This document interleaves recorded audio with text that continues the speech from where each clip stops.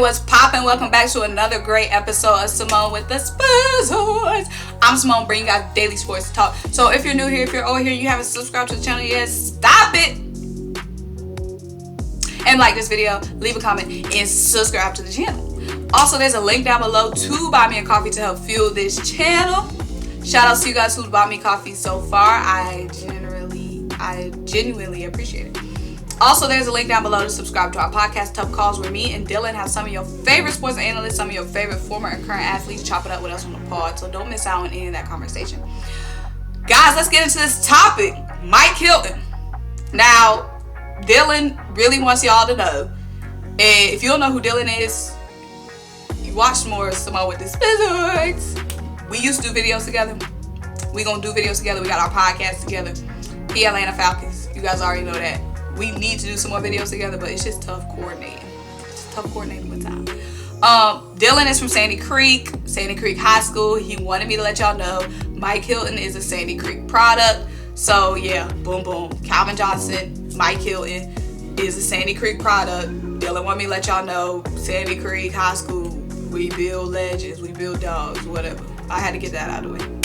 But guys, Mike Hilton is going to be a free agent. The Pittsburgh Steelers have a couple of free agents that they're going to want to re-sign, but probably can't, including Juju Smith-Schuster.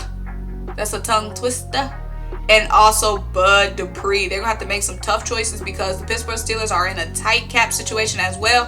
Mike Hilton is a guy that they're going to want to target in free agency just because he's kind of the guys that fly under the radar. But he is definitely a talent. Now, Pro Football Focus and Spot Track are predicting that Mike Hilton signs a 4-year, $12 million deal. Ooh, who can afford that? But the Eagles, we can afford that. Hashtag we can afford that. Now, guys, I kind of broke down why the Eagles could go cornerback in free agency in my video where I was talking about Desmond King. So if you are interested in that, hearing me break that down more, go check out my video on Desmond King. This is kind of similar for Mike Hilton. Now, I know the Eagles, I didn't think this was going to be so much to say. So our new defensive coordinator, Jonathan Gannon, is a former defensive back coach for the Indianapolis Colts. So now that our defensive coordinator we know he's a defensive back guy, defensive back specialist, it wouldn't be surprising to see us go sign a cornerback in free agency or draft, multiple cornerbacks in the draft, because we got Darius Slay on the outside. We got Avonte Maddox. Avonte Maddox obviously isn't the guy we really want on the outside, which could result in us drafting a cornerback in the first round. So, guys, there's a lot of situations we could go. This is just one scenario, because when I do these scenarios, you guys be thinking this is the only scenario.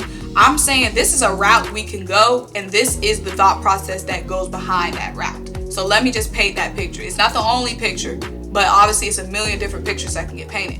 You guys be thinking like, oh, it's a million different scenarios. I'm just giving you guys this one scenario. So Jonathan Gannon, let's say we go on defensive minded this year. In this rebuild, we're going defensive minded. Defense builds championships.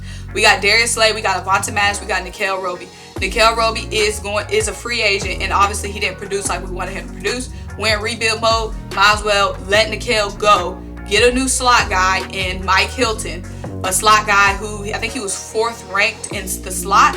A guy who can be involved in multiple coverages, zone and man coverage, because Jonathan Gannon, when he was with the Colts would mix up their defenses pretty much every week based on their competition. So we got to have guys that's versatile, right? So now in this new picture that I'm painting, we have Darius Slay, we have Mike Hilton, and we have Avonte Maddox.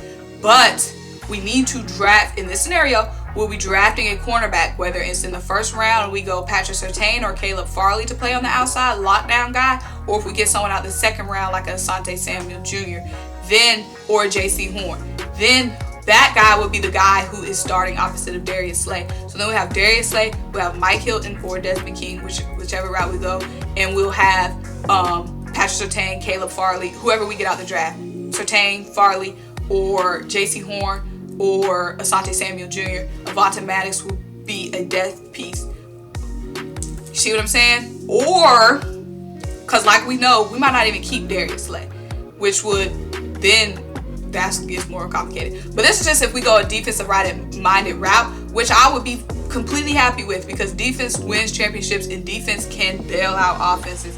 Now let's talk about his numbers. So he had 9 assisted tackles last season, 51 overall tackles. He had 3 sacks, 3 interceptions. I'm liking that. I'm liking that. He's only been in the league for 4 years, so he's still a young guy.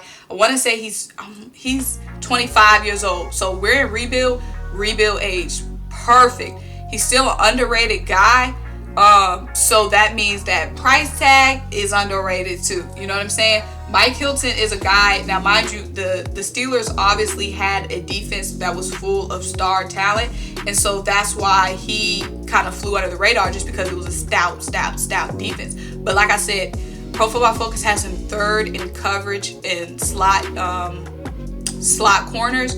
So that is going to be a huge plus. Now, like I said, the Steelers are looking probably to re-sign Mike Hilton, because obviously they know he about that life, and they don't have much room to work with the cap, and he's going to be a guy that will be able to get signed for cheaper. Like I said, we need to get I definitely think the defense is a route we could definitely go. We have a slew of young wide receivers that we can develop, but who do we have on the defense that we can really develop? We need to shore up the defense, in my mind. When it comes to the young talent, we need to shore up the defense, develop those guys we have at wide receiver. Even if we go Jamar Chase #1, even if we go Devonta Smith, the rest of that draft, we need to be shoring up the defense, because that safety position needs help, that corner position needs help, that secondary overall needs help. We need some youth on that defensive line. So let me know what you guys think. Make sure you like this video, make sure you leave a comment, make sure you subscribe to the channel, and keep rocking with me. Also, be on the lookout for some vlogs, because your girl's gonna be giving you guys some more behind the scenes content and what I do out in the field as a sports journalist and reporter. So until I talk to you guys next time, bye.